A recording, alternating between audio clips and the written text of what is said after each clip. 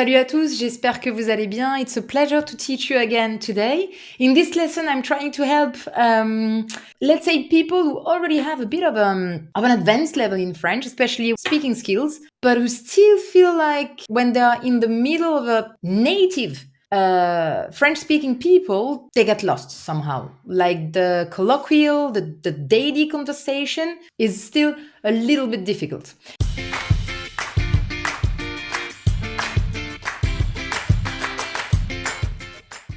The first reason why you can sometimes feel a bit lost is the fact that most of the time you'll realize that there is no respect of some very basic grammatical rules, such as negation, for example.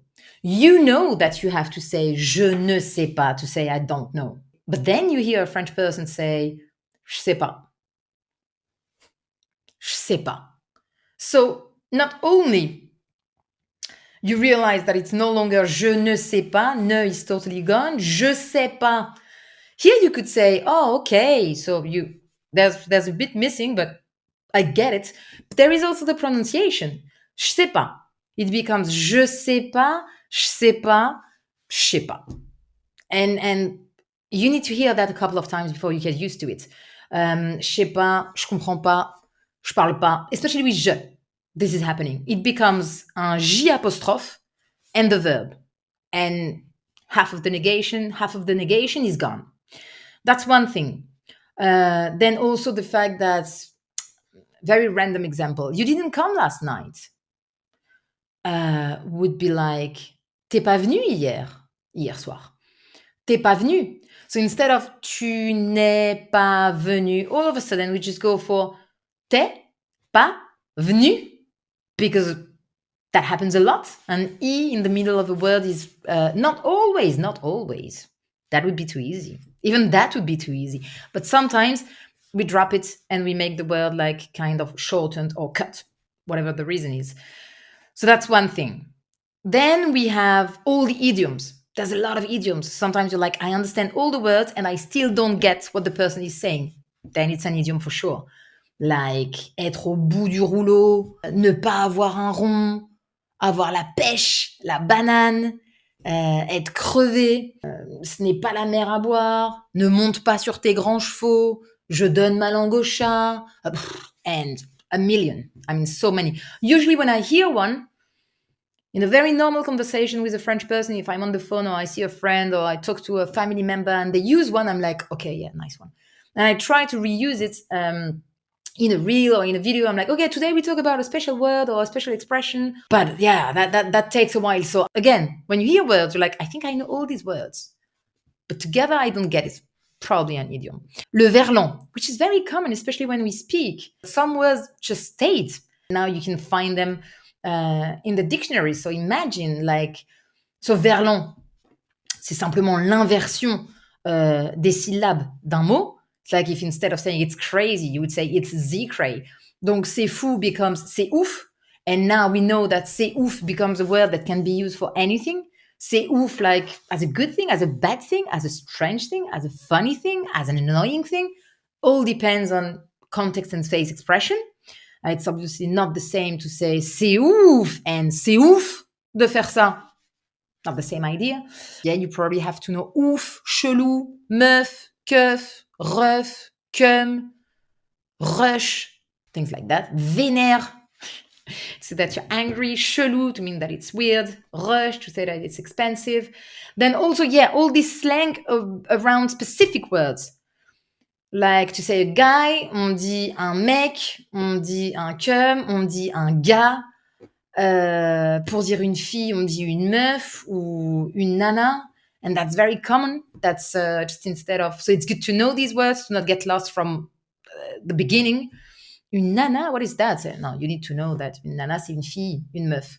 Yeah, l'argent aussi. We have really a lot of words that we use to talk about money, and it's very common to use them. So this shouldn't lose you now. If you hear someone says, t'as un peu de thunes, t'as un peu de fric, t'as un peu de cash, t'as un peu de maille, t'as un peu de flouze, je suis complètement fauché, j'ai pas un rond, il est blindé, ça coûte une blinde. All this vocab around money, because money is so, like, it's everywhere in our daily life. You want or not, it's there. We're talking about that at some point.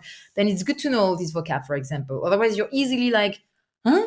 What is it, ça coûte une blinde? Ça coûte un bras. Or what is it, des thunes? What is it? You need to know. And some answers too. For example, just to show, like, to express that you say, yes, I agree. Yes, it's true. Yes, definitely. We very often use c'est clair, for example. Why c'est clair? Ah, carrément, grave. That's very common. Carrément, grave, c'est clair. But if you've never heard that, and again, this is not something we'll teach you in a book, obviously, though. That's not really the deep French language, like the essence of the French language. But still, it's something you will hear a lot. So it's nice to know that a French person can answer, carrément, c'est ouf.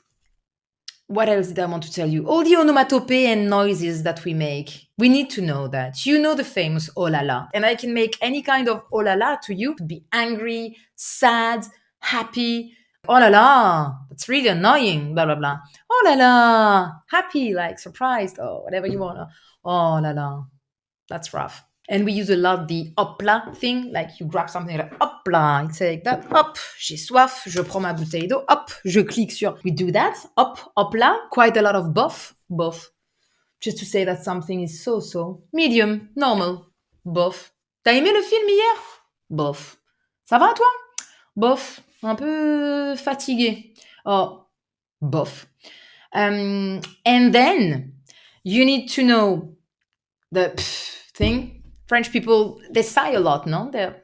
It's also something. We say that they complain a lot. They go on strike a lot. Maybe.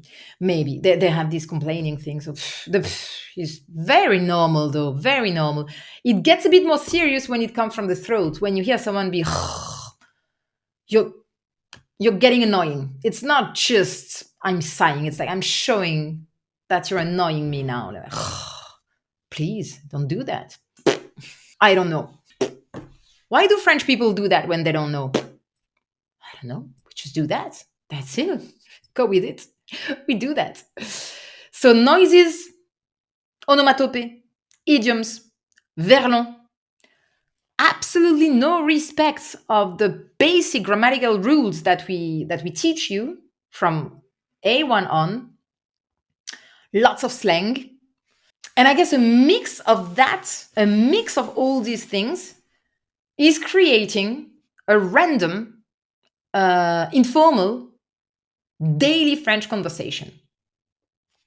So hopefully with this lesson, you'll feel much more French that you've been feeling so far, and I hope so. I will be very happy to teach you some more if I have some more coming to my mind, like very typical French thing that sometimes confuses you or make you feel like, what is that? What are they doing? Then I will make part 2, part 3, part 7 of French people and their colloquial habits. I just had one last, that is that we sometimes say ou quoi at the end of a sentence. But that's, yeah. Ça va ou quoi? T'as passé un bon week-end ou quoi? Mais il est bête ou quoi? We have this ou quoi. Very Spanish actually, no? Like, okay. ¿Estás bien? Okay. Yeah.